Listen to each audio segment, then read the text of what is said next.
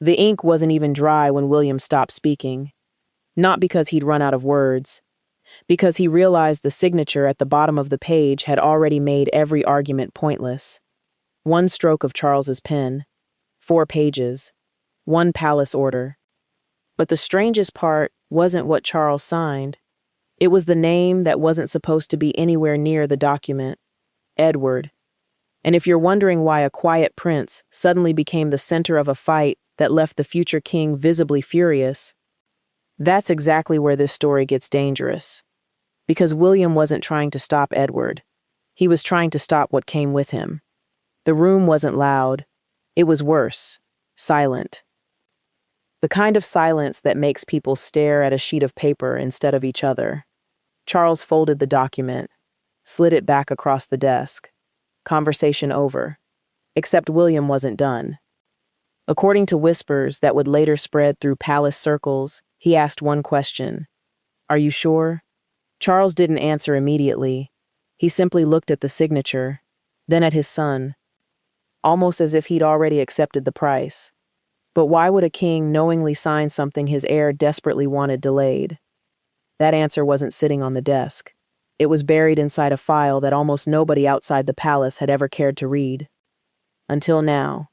Because everyone assumed this was about Harry, or Camilla, or Andrew. It wasn't.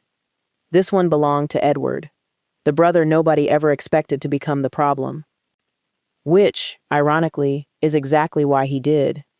Here's what makes this strange. Edward has spent years doing almost everything the palace asked of him.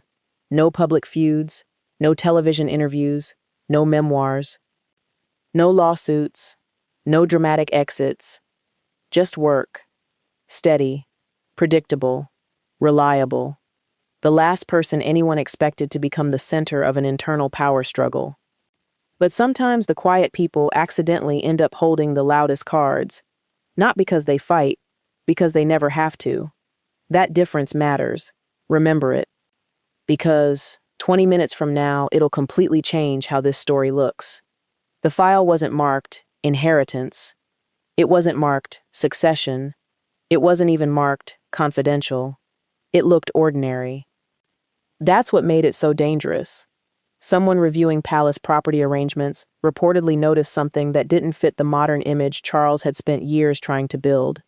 Not a crown, not jewels, a lease. That sounds boring, until you read the details. Then suddenly everybody starts paying attention. Because most people think royal power only comes from titles. It doesn't. Sometimes it comes from paperwork. Sometimes it comes from who controls a front door. Bagshot Park isn't Buckingham Palace. It isn't Windsor Castle. Most people barely think about it. But Edward and Sophie have lived there for years. Public information about the property has long existed, yet very few people ever connected what it could mean politically. And that's where William's concerns supposedly began. Not with Edward, with precedent.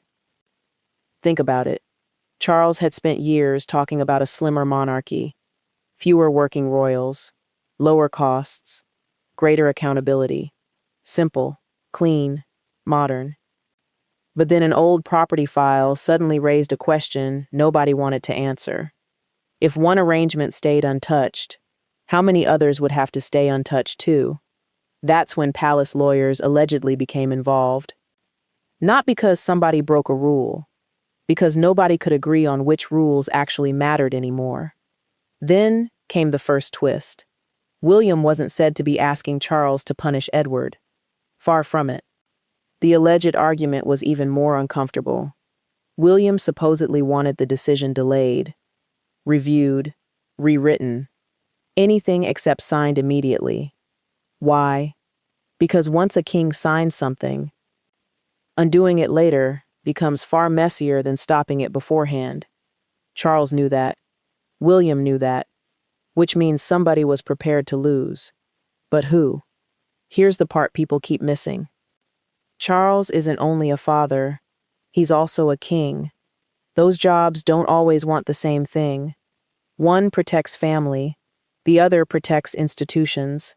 Sometimes those goals collide. Hard, Imagine sitting across from your own son, knowing whichever choice you make will disappoint him. Now imagine knowing history will remember only the signature, not the conversation. Would you still sign? Charles did. Or at least that's how the story inside palace rumor mills has been told. Then everything shifted again, because another detail surfaced. Edward never publicly demanded anything. No campaign, no statement, no interview, nothing, which created a new mystery. If Edward wasn't pushing, who was? That question sent attention toward people nobody expected. Advisors, private secretaries, lawyers, old files, forgotten agreements. Sometimes the most important person in a royal drama isn't wearing a crown. Sometimes they're carrying a briefcase. Ever notice that? Halfway through the argument, one phrase allegedly changed the mood inside the room. Existing commitments, not future promises. Existing commitments. Tiny difference. Massive consequences. Because if something already existed, Charles wasn't creating it, he was recognizing it. Suddenly, William's frustration looked completely different. He wasn't fighting a new decision. He was fighting an old one that had finally reached his father's desk. See how quickly the story flips? That's when another rumor began circulating. One line. Just one. The order wasn't about giving Edward something. It was about preventing someone else from taking it away. Now ask yourself, who would want that protection in writing? Before you answer, there's something even stranger. Publicly, Edward's greatest royal honor looked limited.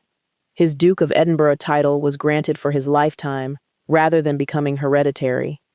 That sounds like a restriction, almost like Charles was limiting Edward's legacy. Except, what if everyone had been staring at the wrong legacy? Titles attract headlines. Property attracts lawyers. One disappears. The other keeps showing up decades later. See the difference? If you're enjoying this kind of deep palace storytelling, where every document seems to hide another secret, subscribe now, because the next story waiting in the files is somehow even harder to believe. Back to the document. Imagine being William. You know, one day you'll inherit the crown. You'll inherit responsibility. You'll inherit public expectations. But suddenly you're told one decision made today could shape options you don't even have yet. That's enough to frustrate anyone, especially if you think you're being asked to live with consequences you never chose. Charles reportedly saw it differently. Institutions survive because kings honor commitments, not because they rewrite them whenever circumstances change. Neither position sounds completely unreasonable, which is exactly why the disagreement feels believable. Then came another contradiction. Edward's silence became louder than everybody else's arguments. He never needed dramatic speeches. The paperwork spoke for him. Have you noticed how often the quietest royal becomes the hardest one to move? Not because he wins, because nobody notices he's playing until it's almost over. Then someone reportedly asked a question that froze the discussion. If this isn't honored now, what happens when William becomes king? Nobody answered. Because everybody already knew why that question mattered. The room wasn't discussing Edward anymore. It was discussing the next reign. That realization changed everything. Suddenly, the paper wasn't about today.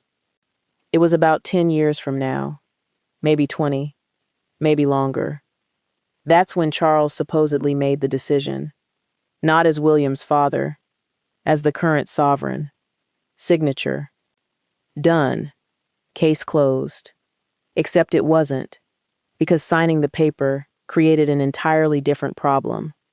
Outside the palace, people only see photographs, ceremonies, smiles. Inside institutions, signatures create memories. Some people remember who supported them. Others remember who tried to stop them. Guess which memories last longer? Here's where the story becomes almost ironic. The public might assume Edward emerged as the winner. But did he? Winning inside royal life usually comes with a price. Attention, scrutiny, questions. people suddenly examining arrangements they'd ignored for decades. Sometimes the safest place in the monarchy is being overlooked. Edward may have lost that protection forever.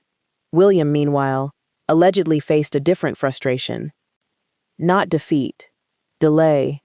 Because even if today's document settled one issue, tomorrow's king will still inherit tomorrow's decisions. Meaning this argument may not have ended. It may only have moved further down the road. And that's a completely different kind of conflict. Then another detail started making people look twice. Remember how everyone assumed the biggest royal battles are fought over crowns? Wrong. The fiercest ones are often fought over rules. Rules don't sparkle. Rules don't appear in coronation photographs. But rules quietly determine who controls everything after the cameras leave. That's why this story refuses to disappear.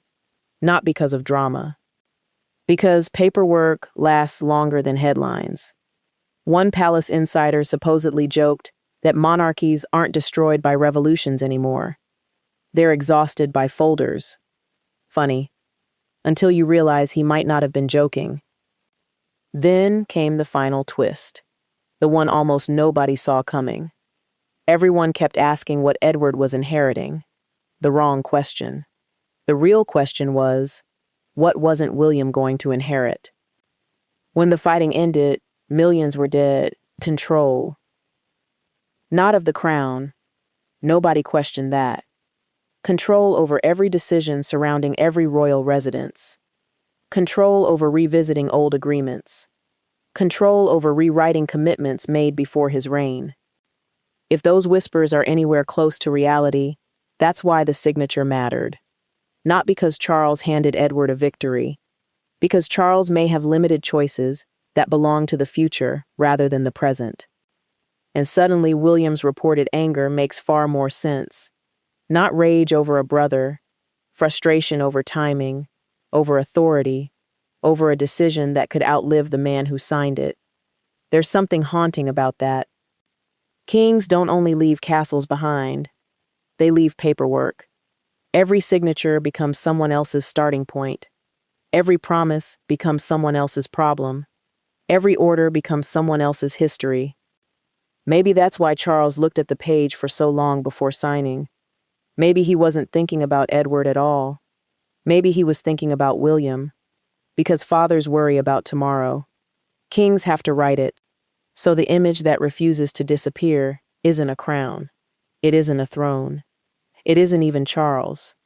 It's a single sheet of paper lying between a father and a son, both realizing that whoever wears the crown next may inherit the kingdom. But not every key that opens it. If that image sticks with you, tell me in the comments whose decision you think history would judge more harshly, Charles for signing or William for trying to stop it.